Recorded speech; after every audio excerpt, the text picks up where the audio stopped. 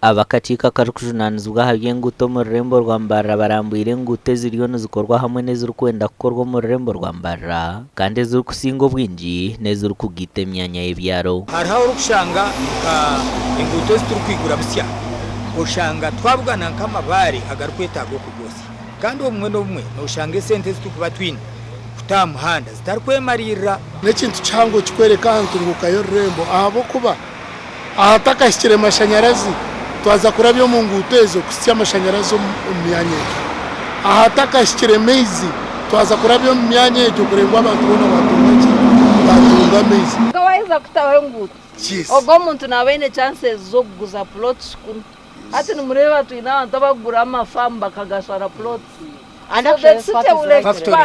omu nguuto ezikozirwe hamwe n'eziri kuza kukorwa harimu orwa Katukuru rwa Kwezi Kicwamba Kabingo Karambe Rutoma Rwagaju Kishasha Kakoma Rucece Misyamo hamwe n'ezindi.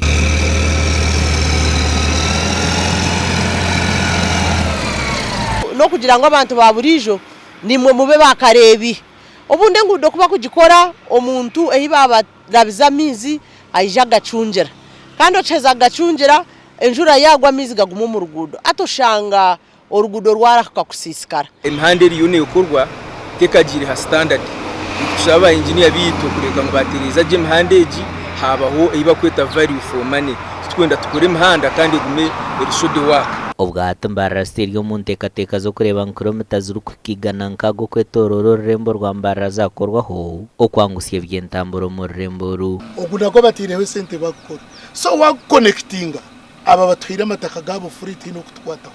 Ahabwa TV West ndi era akiza.